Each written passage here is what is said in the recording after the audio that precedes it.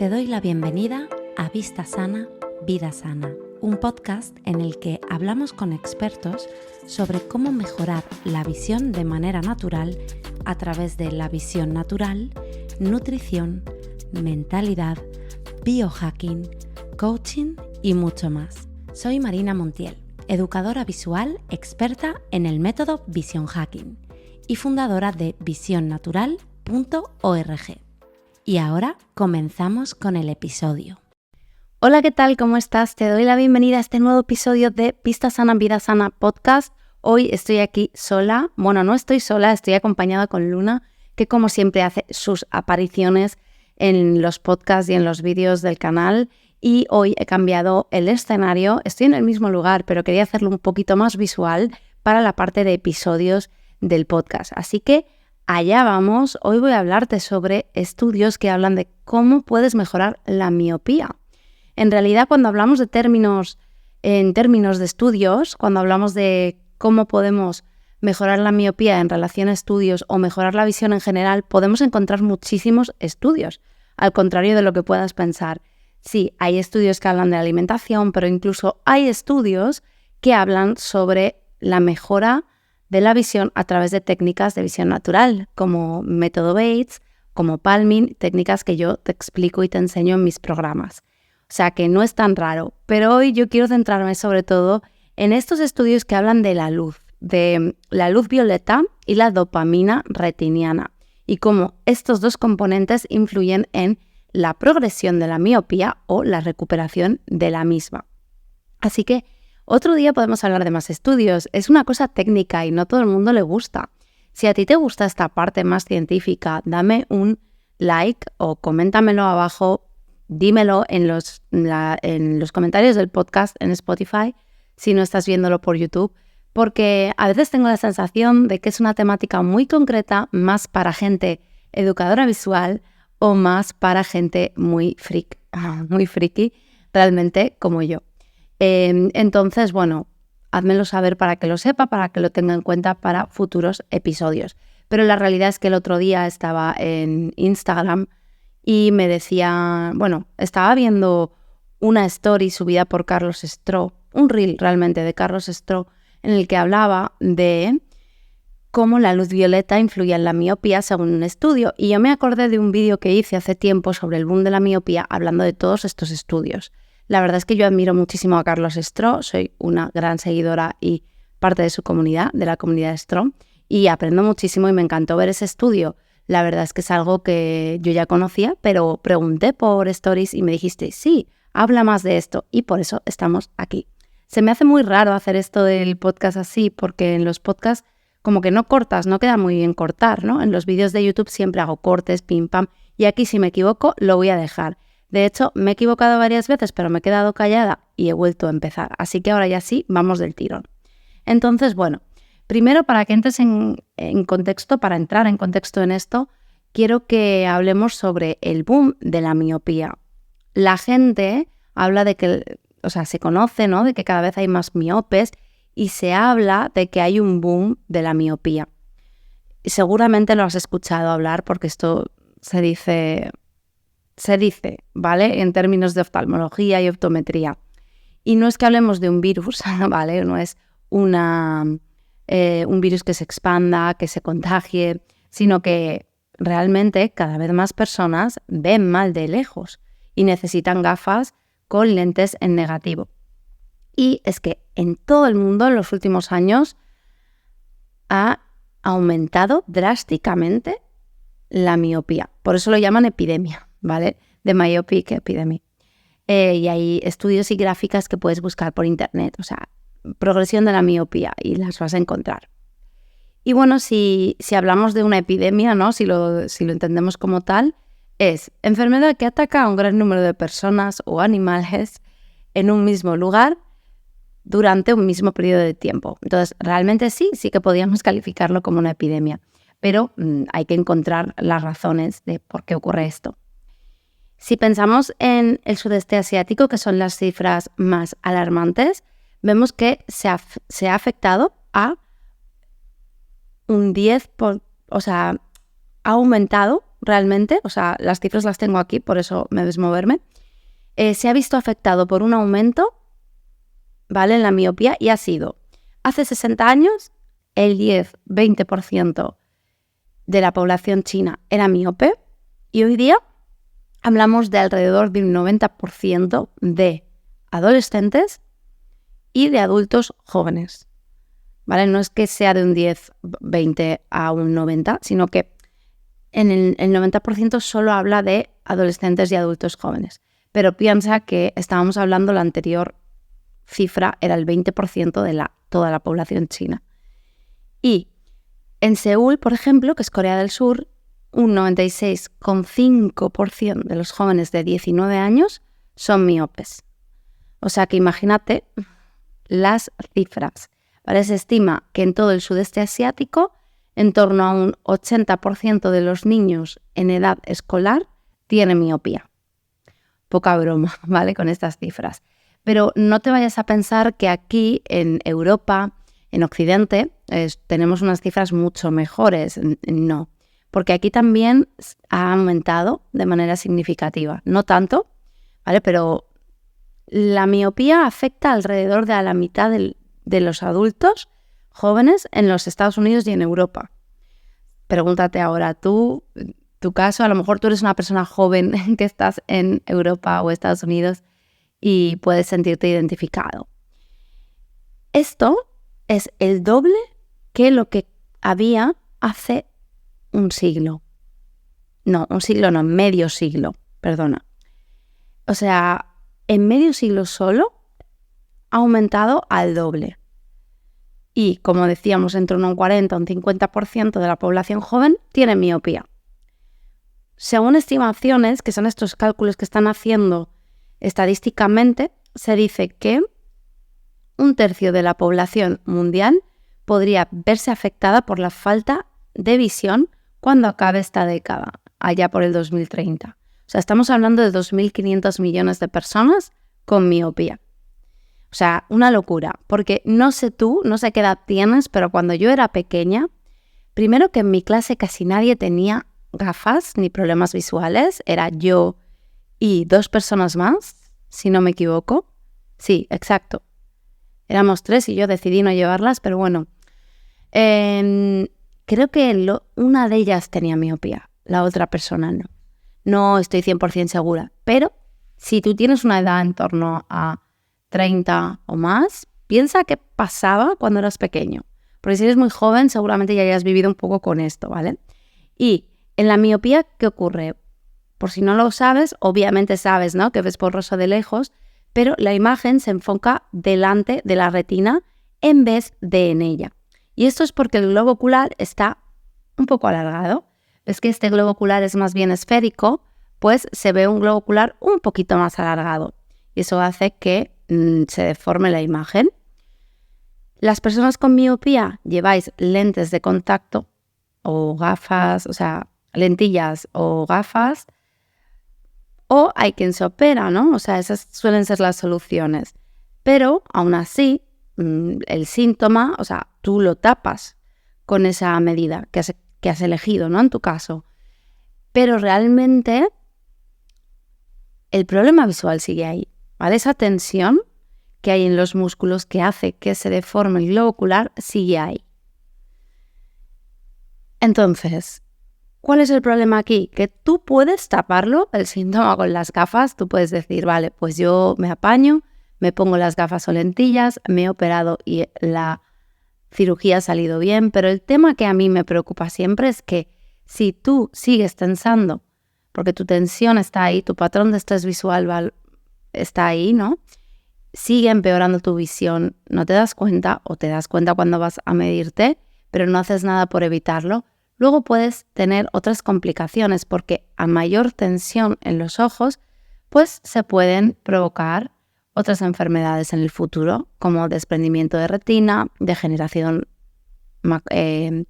macular, glaucoma, cataratas, etcétera, enfermedades graves que provocan pérdida de visión.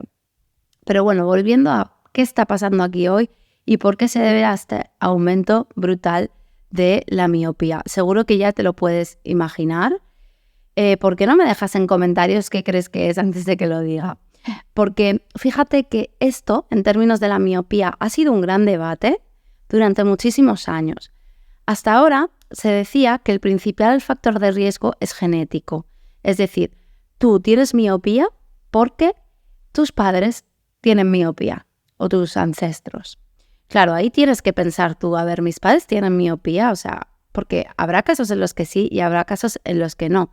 Tú vienes con una predisposición genética, pero que se disparen esos genes es otra cosa. Y ahí hablamos mucho más de la epigenética, que a mí me parece mucho más interesante, sobre todo porque influye mucho más que la genética.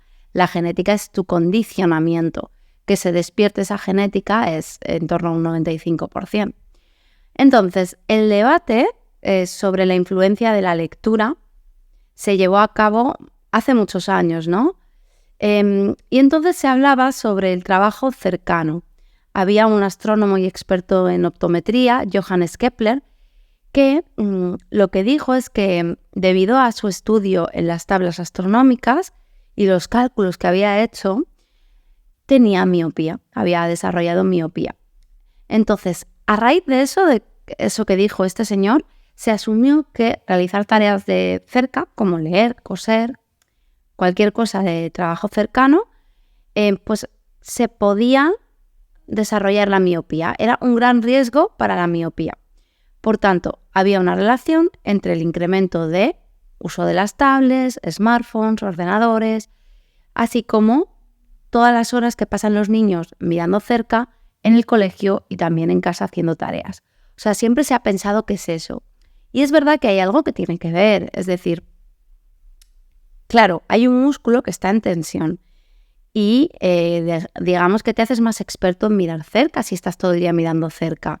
Cuando eres más joven tienes mucha más flexibilidad en ese músculo, pero luego puede haber rigidez. Sí, pero es como, sí, tiene sentido, porque tu cerebro dice, vale, lo importante es mirar cerca, voy a hacerme bueno en mirar cerca cuando eres joven, ¿eh? Cuando eres más mayor cambia la cosa. Me voy a hacer un experto en mirar cerca, lo que está afuera no es tan interesante, entonces en la visión, que es funcional, lo que tú no usas lo vas a perder. Y si dejas de mirar lejos y te haces solo de mirar cerca, pues claro, puede ser que tu visión de lejos empeore. Y claro, esta teoría pues tiene sentido, ¿no? Pero recientemente se ha encontrado que las tareas que requieren enfocar la vista en objetos cercanos por sí solas no tienen riesgo. Y además yo te diría que por sí solas van a influir más en la presbicia a lo largo de los años, en que luego tengas vista cansada a partir de los 40. Entonces, hay que tener en cuenta que aproximadamente una quinta parte de las personas en edad universitaria en Asia tienen esta forma extrema de miopía, esta miopía súper alta.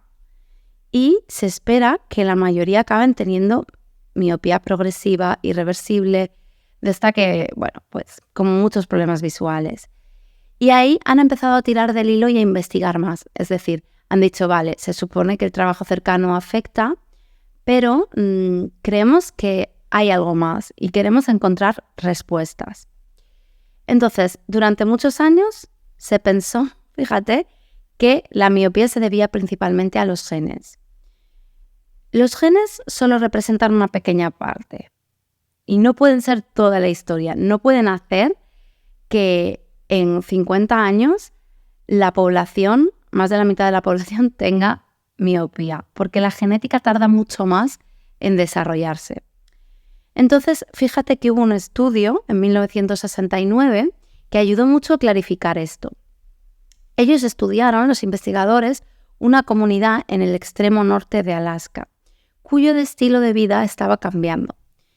En esta comunidad, solo 2 personas de 131 tenían miopía, pero más de la mitad de los hijos y nietos sí que tenían miopía. Entonces, los cambios genéticos, como yo te decía, son más lentos que en una generación. Entonces, claro, dijeron, vamos a investigar. Se dieron cuenta ahí, por primera vez, que las 2 personas que tenían miopía, uno de ellos era tenía muy poquito. No tengo las cifras aquí, pero era en torno a 0,25, algo así.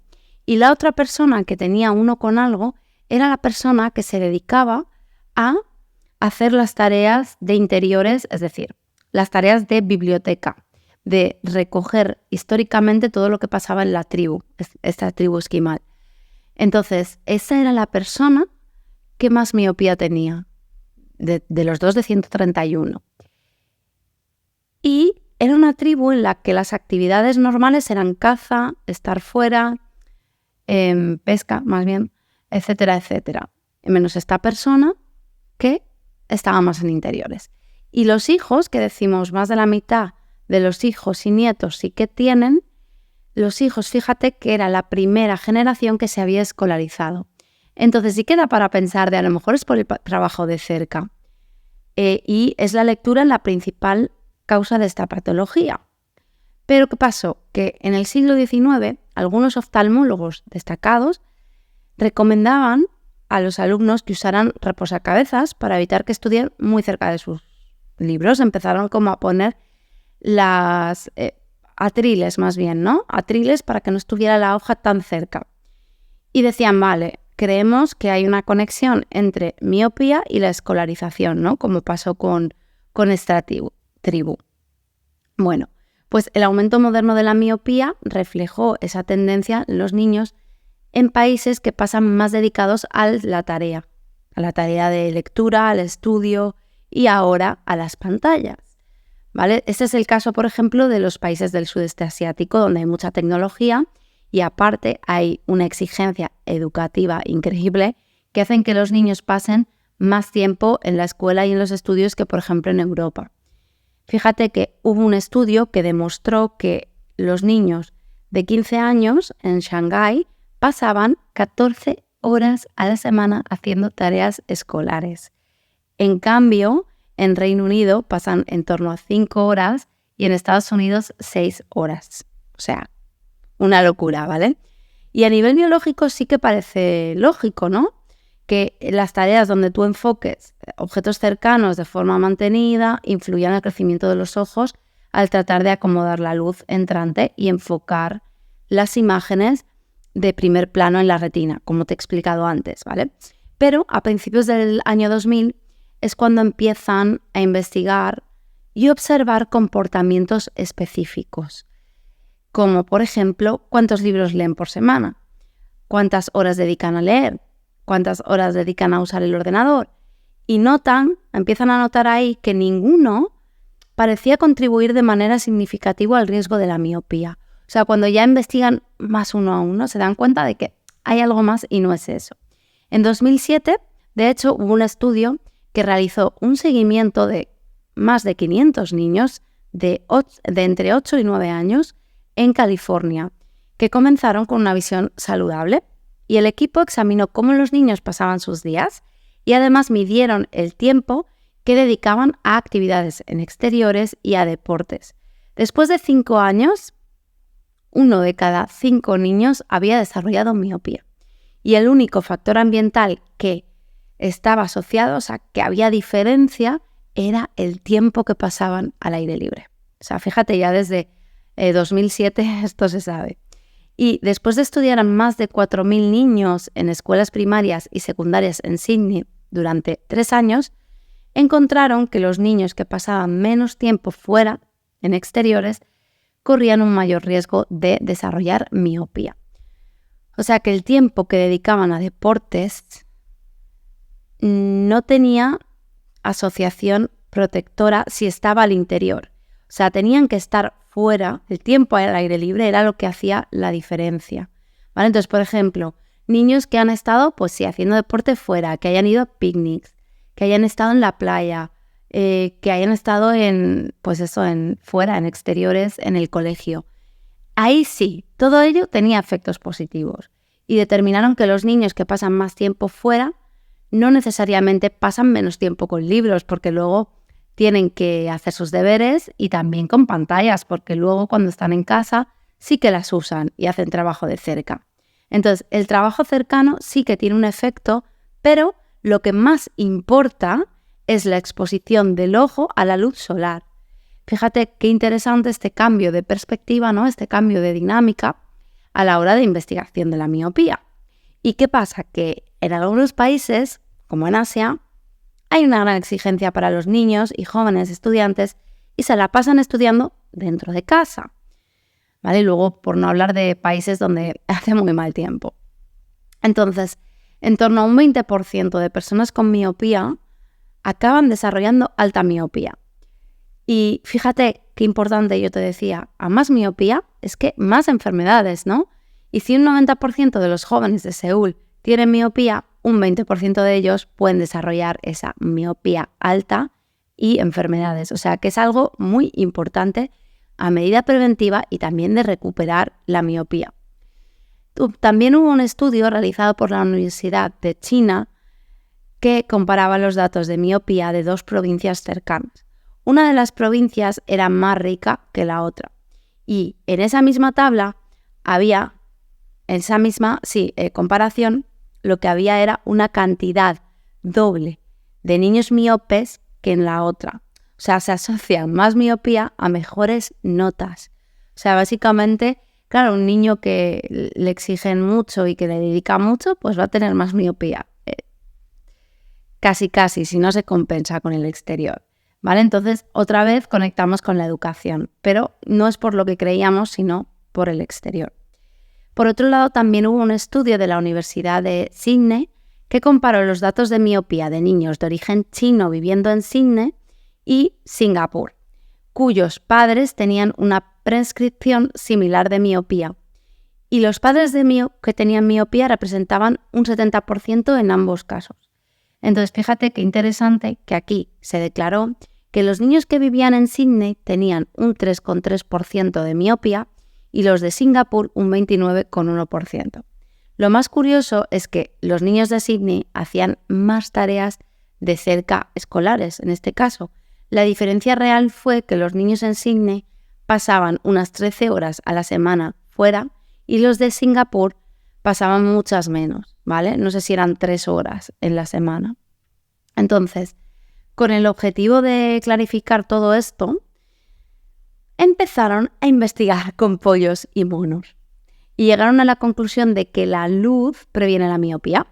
Entonces, a partir de este punto se empezó a poner atención a una sustancia que nuestro cerebro secreta, que es la dopamina retiniana. Se trata de un neurotransmisor que tiene influencia en el desarrollo del ojo. Y aquí es cuando te digo lo importante que es que, primero, pases tiempo en exteriores y segundo, no uses gafas de sol. Me moría de ganas por decirlo. O sea, aquí tienes la explicación científica, pero la vamos a desgranar un poquito más. Hoy estoy mirando mucho el ordenador porque, claro, todos los datos los tengo aquí y es muy tricky sabérmelo todo de memoria. Y bueno, siguiendo con los estudios, en 2010 los investigadores Ashby y Sheffield demostraron que inyectar un medicamento inhibidor de dopamina llamado espiperona en los ojos de los pollos de estudio podrían eliminar el efecto protector de la luz solar. Fíjate qué interesante. Entonces, la dopamina retiniana se produce normalmente en el ciclo diurno, aumentando gradualmente durante el día y le dice al ojo que cambie a visión nocturna basada en bastones a la visión de una a la otra, de nocturna a diurna, que es basada en conos, ¿no? Entonces, ahora los investigadores que sospechan que realmente que la influencia mayor es la iluminación y que bajo la iluminación tenue, que normalmente tenemos aquí en interiores, como yo estoy ahora mismo también, el ciclo se interrumpe, ¿vale? De la dopamina, del neurotransmisor. Y eso afecta al crecimiento de los ojos. Entonces, si nuestro sistema nervioso no obtiene el ritmo diurno suficientemente fuerte, lo que ocurre es que afecta a nuestro ojo directamente y el sistema nervioso, el sistema visual comienza a ser un poco ruidoso y crece de manera irregular. O sea, realmente es súper importante el recibir esa luz natural para el ojo. Además, hubo un estudio titulado «La exposición a la luz violeta puede ser una estrategia preventiva contra la progresión de la miopía», y en este estudio se explora la relación entre la luz violeta y la prevención de la miopía. La luz violeta, con longitudes de onda entre 360 y 400 nanómetros, podría tener un efecto protector. O sea que aquí ya conocemos también la importancia de la luz violeta, de la que nos han hablado tan mal, la luz ultravioleta, pero también la violeta. Entonces, los investigadores encontraron que la exposición a esa luz suprimió el alargamiento de la longitud axial en modelos de miopía en polluelos y aumentó la expresión de un gen que se llama EGR1, que se conoce por su efecto protector contra la miopía. ¿Vale? Entonces aquí, quédate con eso, que necesitamos recibir realmente la luz en todo el espectro, porque si no, nos secretamos la dopamina rotiniana y si no, puede ser que aumente la expresión de ese gen que tiene que ver con la miopía. Y de hecho, en estudios clínicos, los niños que usaban gafas que permitían el paso de la luz violeta mostraron una progresión más lenta de la miopía. Así que fíjate qué importante que no lleves gafas de sol, ni tus hijos, por supuesto, y que si llevas gafas normales que permitan el paso de esos rayos. Y basándonos en estudios epidemiológicos, se estima que los niños y los humanos, todos, ¿vale? Las personas necesitamos alrededor de 2 a 3 horas por día en niveles de luz de al menos de 10.000 luxens para protegernos contra la miopía. 10.000 luxens es más o menos el nivel de luz experimentado cuando estás en un día soleado debajo de una sombra, por ejemplo. En un día nublado dará menos de 10.000 luxens y una oficina o donde estoy yo, una habitación, una sala bien iluminada, no supera los 500 luxens. Esta es la locura. O sea, tú te crees que estás en un salón bien iluminado como el que estoy yo y que no pasa nada, pero no es así. Tienes que abrir las ventanas, tienes que salir fuera porque ahí va a ser cuando se te va a regular y vas a secretar esa dopamina y vas a recibir la luz. O sea que, fíjate, yo te diría no solo 2, te diría más bien 3 horas o más al día en exteriores. Y esto es lo que hacen los niños en Australia, ¿vale? Donde solo alrededor del 30% de los jóvenes de 17 años tienen miopía. O sea que yo seguiría un poco esa costumbre australiana de estar lo máximo fuera. Te diría 3 horas, coge un poquito de aquí, un poquito de allá, pero siempre trata de hacerlo. Y en muchas partes del mundo, como Estados Unidos, Europa y Asia, los niños solo pasan fuera y las personas. Me da por decir niños porque los estudios se hacen en niños, pero es para todos. Pasan solo 1 hora o 2. Vale, habrá niños que tienen más suerte, que en el recreo les sacan, pero nosotros mismos, tú piensa en ti, ¿cuántas horas pasas fuera? Y fíjate, yo cuando vivía en Reino Unido, claro, como llovía tanto, pues casi nunca estaba fuera, sin saber que esto podía afectar así. Pero bueno, entonces, ¿cuál es la conclusión que deberíamos hacer? Todo el tiempo libre que tengas, tienes que estar en exteriores. Y si tú puedes trabajar en exteriores, eso que te llevas, esa suerte que tienes.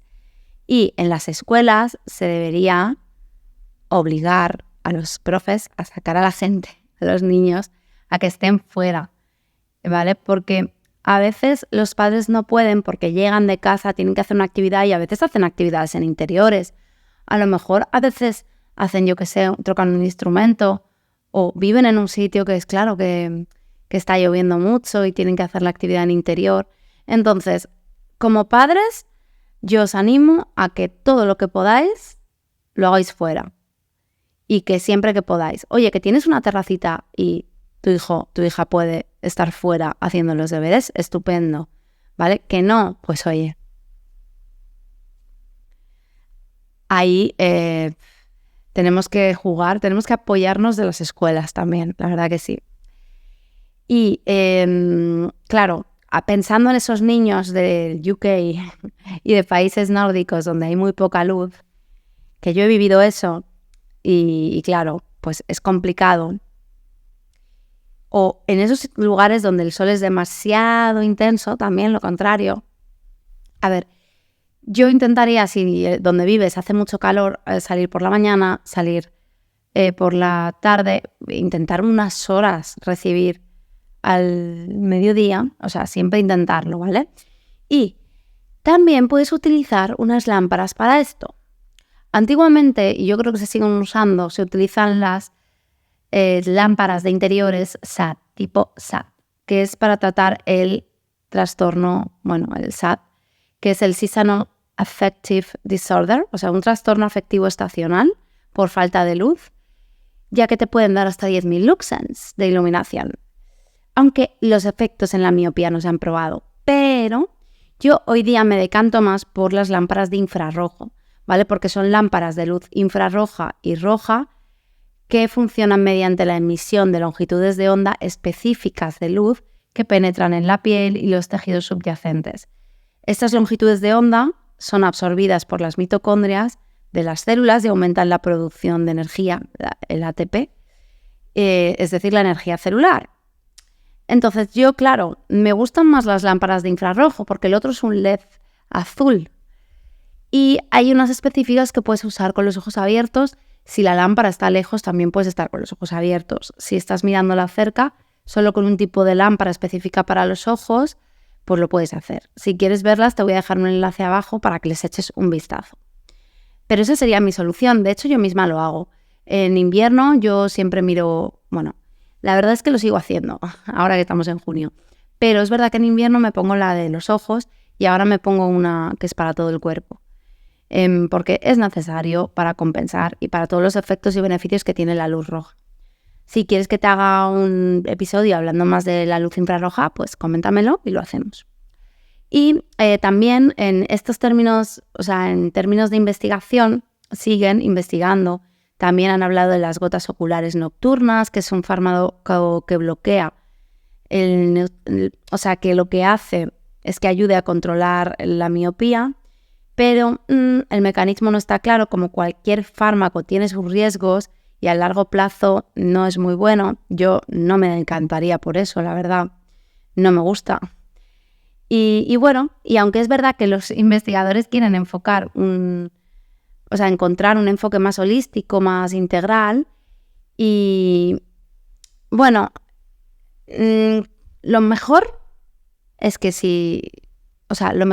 envíes a tus hijos fuera, que se vuelva a recuperar eso de estar en exteriores, que se recupere el estar fuera con la gente, el jugar, y los adultos también, ¿vale? Ya que estamos. Así que yo creo que al final es algo bueno para tus hijos, es algo bueno para ti, porque siempre que estamos en contacto con la naturaleza, que estamos en exteriores, pasan muchas cosas, nuestras hormonas se equilibran, no solo la dopamina retiniana y mejora tu visión, sino que todo el sistema hormonal se pone en hora, el ritmo circadiano, la melatonina, el cortisol, todo se regula, y un millón de hormonas más que también hay, podríamos estar 800 episodios aquí hablando de eso. Entonces, sal fuera, quítate las gafas, de sol sobre todo. Quítate las gafas si puedes normales, juega con tus hijos, juega tú solo, pasea. Yo siempre animo mucho a que deis paseos. Yo me voy ahora a dar un paseo, de hecho. Y además es que vas a estar más feliz, más presente y vas a ver mejor. Así que haz esto contigo, con tus hijos, y coméntaselo a todo el mundo. Si este episodio te ha parecido curioso, si no lo sabías y estás, flipando, te está explotando la cabeza de decir que la miopía tenga tanta relación con la luz, mucho más que el trabajo cercano y que la genética, pues coméntamelo en comentarios, cuéntame, quiero saber más, y compártelo porque la gente necesita saber esto. Por otro lado, me despido aquí.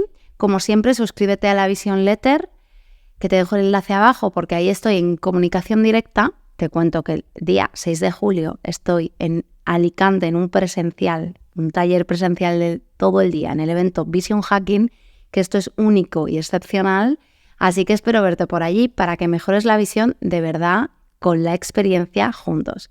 Así que nos vemos en el próximo episodio. Chao. Si quieres mejorar la visión naturalmente y quieres estar al día de mis programas avanzados y en comunicación directa conmigo, únete a mi Vision Letter y recibirás mis correos con información útil para mejorar la visión. Encontrarás el enlace en las notas del podcast.